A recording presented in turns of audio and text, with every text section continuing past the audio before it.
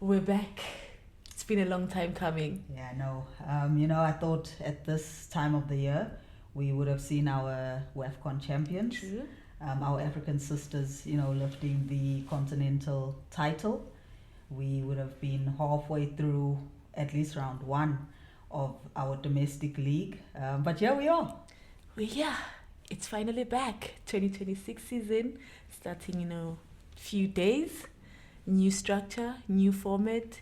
And this season, I don't think people understand how important it is for women's football, this new structure.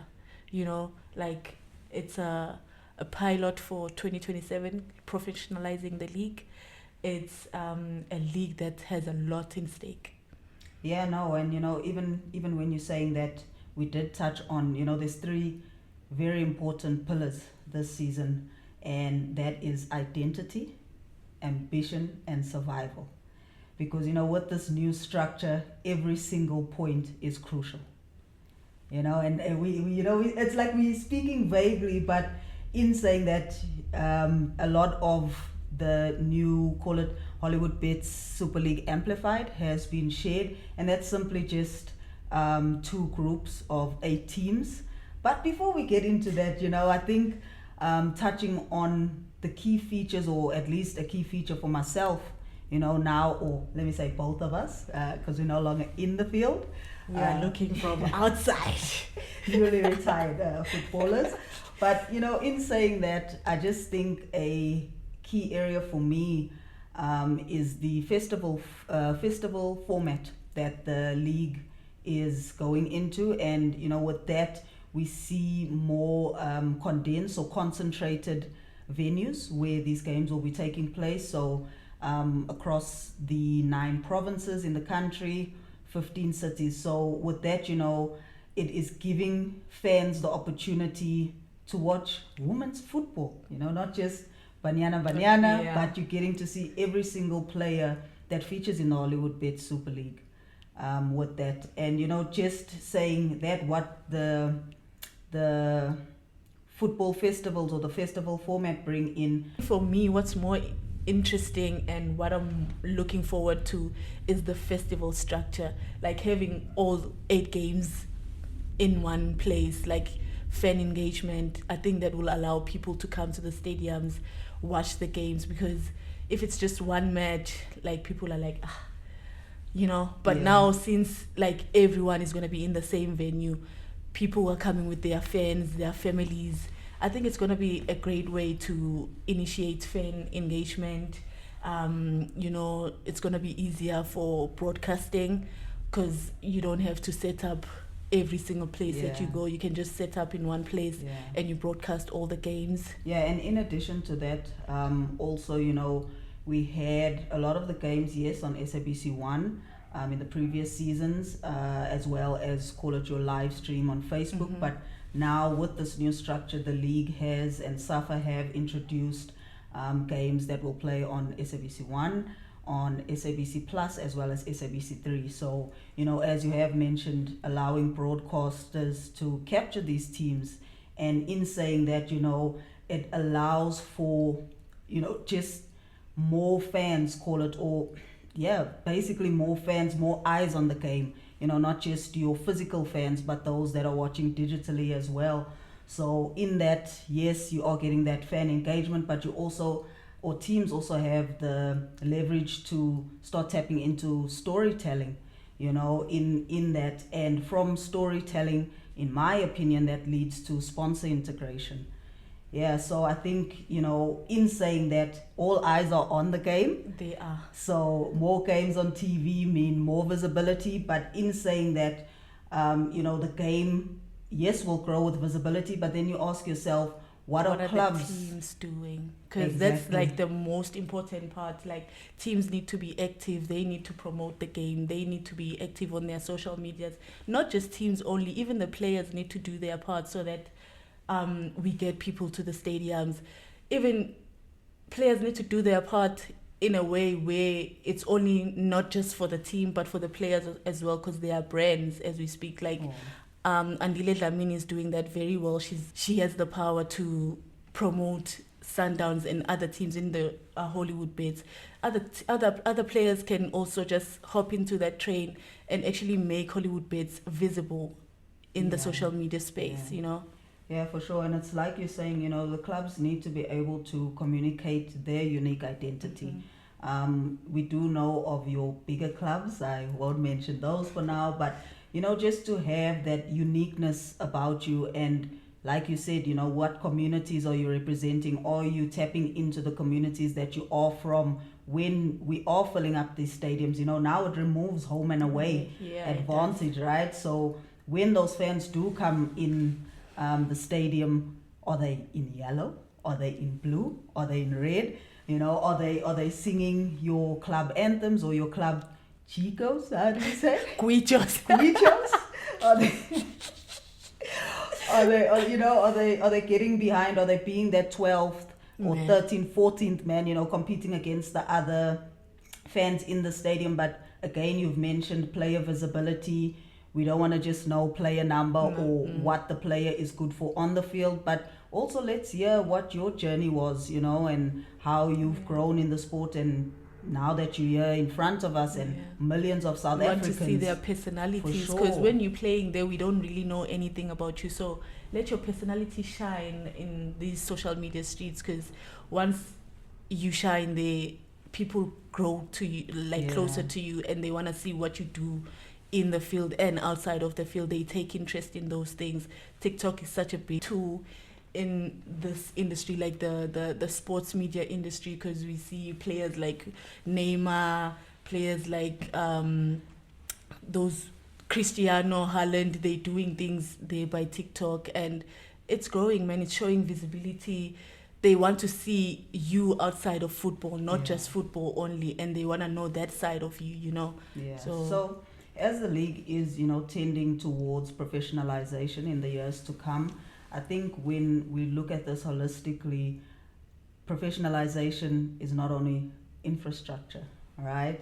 It is whether clubs understand how to build culture, how to resonate with fans, and how to communicate not only to fans but to sponsors as well, because we've touched on it in one of our episodes last season where we said a sponsor also wants to put their brand or put their name with a good product. So when you do put your content out, make sure you know your content is viable, or it does resonate with firstly your club values, your values as a player, but then also, you know, have that in mind that if I'm looking for sponsorship, is the content or is the communication that I'm putting out, you know, is it a clean brand? Is it a brand that any sponsor would want to jump on and say, yes, I resonate with this club or with this player, and I want to put my brand in there. So it is, you know, like I say, you know, clubs and players need to play their part in moving this infrastructure or moving this movement but moving this movement towards professionalization. And I think it's exciting times for women's football. It's a new shape, it's a new look. It brings a lot more excitement to the games. But before we get into the games, with that being said, the excitement, it does bring the excitement to the game, but let's also think about fans. Hollywoodbets, like activations, because that gets fans going, you know. Match experience, you know, it gets fans going. So match day experience, activations around the stadium, or even before the weekend starts, like something that's going to make the fans want to go and watch women's football, you know. So I say to you then, we've touched on the new structure. We've touched on what the new structure offers or what the new structure unlocks. But let's dive a little bit deeper. This two group. Bring it, my sister. League. What are we talking about? As we've said it, right? We have two groups.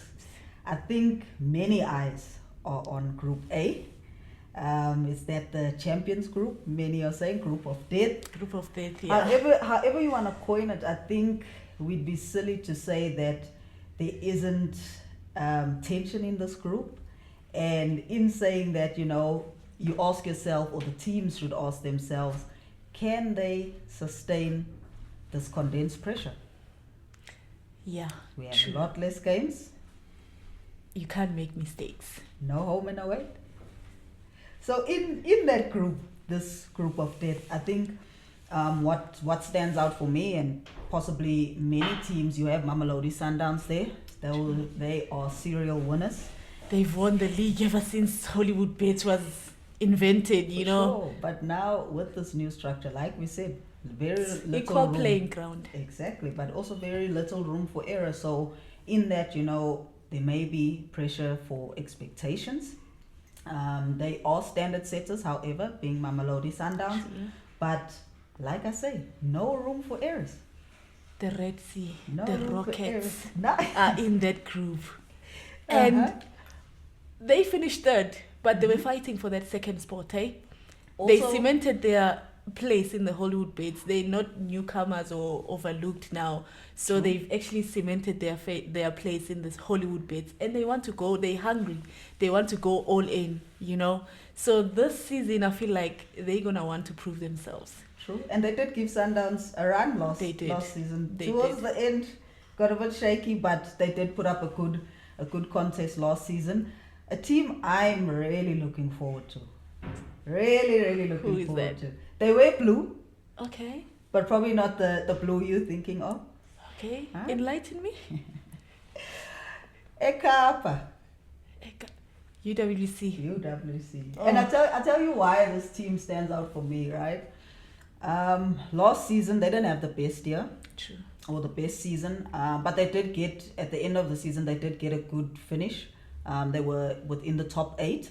Mm-hmm. But in that, I mean, they've made some very impressive signings. True. We saw Zoe October, Delia. Delia Smith, as well as Aaliyah Jacobs. So, in that, and yes, there have been more, but I think those were just standout signings for me. So, in saying that, I think the UWC that the league knows is back. And The UWC that went to CAF the other year. that's the one. I think they really are back, and I think they really are in this group to, say we're here to challenge. We're here to challenge, and we've been to CAF before. So I think even with the signings that they've made, they would want to replicate that. So again, we speak about the other two and pressure that's coming from the bottom. All right, so speaking of that pressure, opening game of the season, you have Mamelodi Sundowns, serial winners, coming up against Diepkloof ladies. Debutants, but I think they got something in their arsenal. I think they do. I think they're hungry, coming back from the Sasol champs, winning the Sasol champs. So they have something to prove that we're not here by fluke, And what better way to prove that than playing against Sundowns, Sure. the serial winners. Like, if we make a statement there as underdogs and we put up a good fight. I'll tell you a secret though. Okay. Tell you a secret. Okay. Or maybe it's not a secret. But I think, when I look at that Diepkloof ladies team, and not barring, what they achieved in the previous season, but when they had their launch and they did a partnership with Marumo Gallants, Oh yeah. very familiar faces in that Experience squad. galore, and Exactly. experience plays a very big part in this league, because Yeah. experience counts more. Like, the pressure, you can handle the pressure, you know how to get yourself out of situations, Sure. and how you have the winning mentality, because you know what it feels like to win.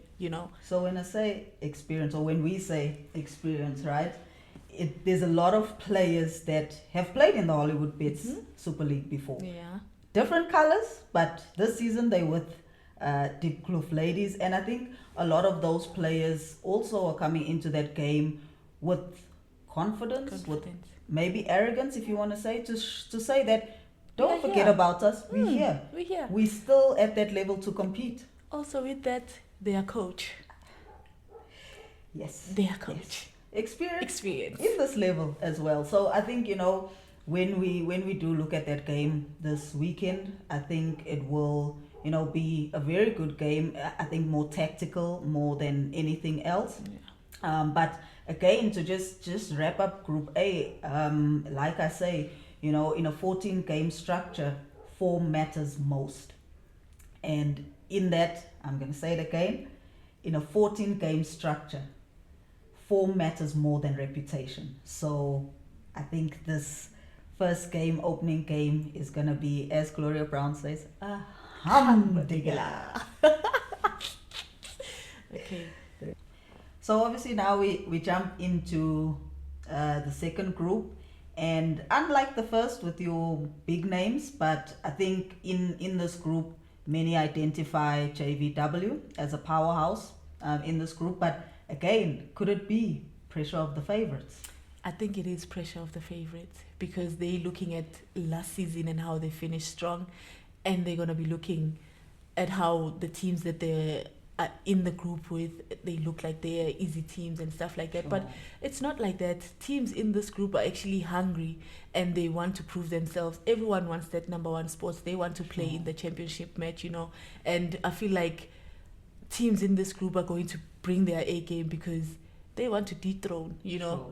Sure. You can't come here acting big and thinking that we're going to be scared. We're going to bring our A game. But, you know, just speaking on JVW, when I do say pressure of the favorites, yes, maybe for many, they may be favorites in this group or deemed as, like I said, a powerhouse. But in that, we see the changes that they have faced coming into this season. Head coach Janine van Wyk, you know, has taken up a coaching position in Sweden. But nonetheless, not to say the club's not in safe hands. The previous assistant coach, Alexia Kossor, is now co-coach with Coach Bafana. So in that, you know, not much, I think, would change. I think it will be more of continuity than it is to reinvent themselves. But then also, you know, it takes me back to UWC, but not to cross groups, but we look at the trend, right? UWC finished second, went to COSAFA, went to CAF, and the player of the season came from UWC in the midfield. The engine, the key, right? Last season, player of the season, Jessica came Wade from JVW. They finished second. Finished second in the midfield. She was also turning the key. So in saying that, you know, even if it is continuity that JVW will be going under, they have lost a very crucial part of the core of the team. And it's not easy to replace a player like Jessica because she could do the unthinkable at any time, you know. So bringing in these young stars, and I hope that they're going to find the perfect match to bring that midfield stability like Jessica did. And not saying that we are putting pressure to the next person who's coming in that position, but it's going to be interesting to see what Coach Alexia does to actually produce that stability again in that midfield.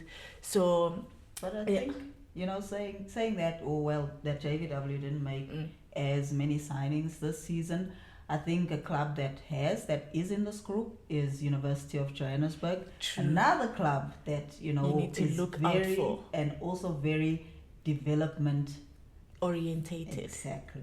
So in that, you know, a lot of players have come over from their neighbors.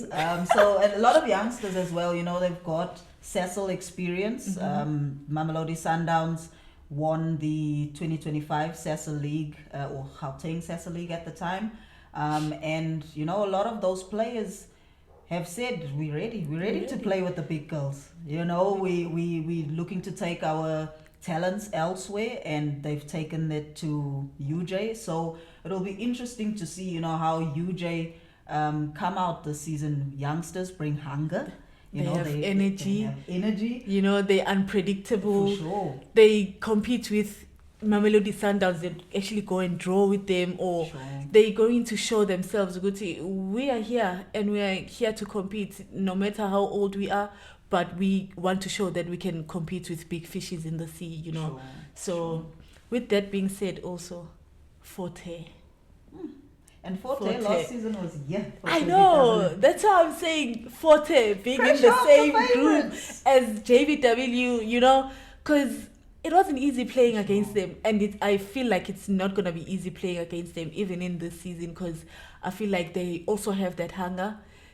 Even playing away, they always show up. They Sure. always bring their A game. It's not an easy team to play against. They have a structure. Their goalkeeper is very good. So their backline, I don't know if they've made a lot of signings, or what's the story? Do you know if they made any signings I think big names? I think regardless of their signings, the mandate was clear since last season. They are a very ambitious club. The coach came out and he made a statement, I want to finish top 4, and they did that. So maybe the mandate this season is different. I want to finish top 1, first. and I want to go to that championship game, as you have said. So I think Forte in itself is a very ambitious club. They have that opportunity mindset, and they've proved themselves last year for a large part. And in the same group, I think we can't close this group out without mentioning TUT. Yeah, the team that gives every team in the Hollywoodbets a run for their money. We call them that. A run for their money. Smash Smash and grab. They'll catch you off guard. You think you have things, you're cruising nicely, and they just get that one chance and they bury you, and it's the end of you right there. So it's going to be interesting to see what they bring this season, because they just surprise you. Yeah, definitely a disruptive team. They win, sometimes not the prettiest football, but they are, every league, every group, every competition, and however you want to coin it, needs a TUT. And with that being said, I feel like in this group, every team believes that they can finish at the top spot. The stakes have really changed, and I think, we've touched on your Super Rise and your Super Era. We've identified 4 teams from each group. Maybe that's our top 8. You never know. But, in saying that, not really to, say these are your top 4, your bottom 4. Or relegation, and looking at those 3 pillars that we've been emphasizing, the club identity. Can the clubs build relevance and club culture, ambition? Are these clubs wanting to be in that future, the near future? And just to wrap it up, survival. Every single point does affect your positioning long term. So in saying that, this season for me, I think, doesn't just award trophies, but it asks clubs the questions: do you see yourself in the future of women's football in South Africa? I guess we'll never know. We've been talking about professionalizing the league, and this looks beyond money. SAFA provides support in stadiums, security, and also medics, and this actually creates financial breathing room for teams. They don't have to worry about getting a stadium, a proper stadium to compete in, and getting medics into the stadiums, because we've had a lot of games being postponed due to not available medics on site, and also operational improvement.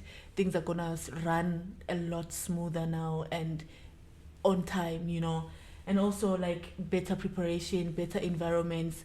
The stadiums that SAFA will pick are stadiums worthy of hosting such festivities, And I think, just in saying all of that and everything that you have touched on, this support ultimately improves the football quality. And with that, you see better player performances, better style of football, better quality of football, and again, the professionalization, or at least the way it looks like, the professionalization of the game, the visual professionalization of the game. But in saying that, it then packages the visual product a lot better.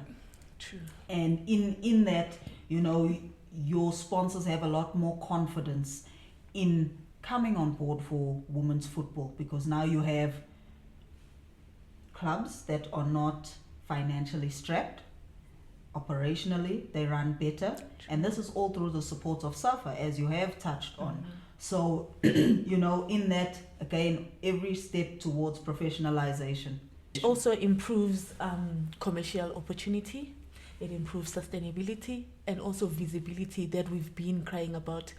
More games are being televised, that improves, like everyone is going to see the women's game, growing in front of their eyes. With that being said, that will create better football environment and creates better football. So, just to conclude this conversation, I think, 2026 is an exciting year, yes. A aspirational year, yes. But most importantly, I think, for all those involved, what does 2026 represent? It represents a pilot year, a proving year, an evaluation year, but most importantly, a positioning year for sponsors, for supporters, for clubs and players. So, as you touched on the players and it being a positioning year, I think this is, a very crucial moment for players to enter themselves into the national team radar. The national team, fortunately, have had a, call it busy, few months. Yes, WAFCON was delayed, but nonetheless, we've had international friendlies, we've had training camps, and with that being said, the national team of Banyana look to play Japan in preparation for WAFCON. Shortly after WAFCON, the team then starts preparing for the Olympic qualifiers. And, dependent on how well they do at WAFCON, top 4 finish, of course, that automatically qualifies them for the 2027 World Cup. So, I've listed so much in there, right? And simply that is for players to position themselves and, cement themselves, or rather get on the radar of the national team. They don't make it for this major tournament. Yeah. There's an opportunity for the next. If it's not WAFCON, it's Olympics. If it's not Olympics, then it's the World Cup. So, just in that, I think collectively, and to close this episode out, I think this season is not just testing football teams. It is testing the readiness of the entire ecosystem.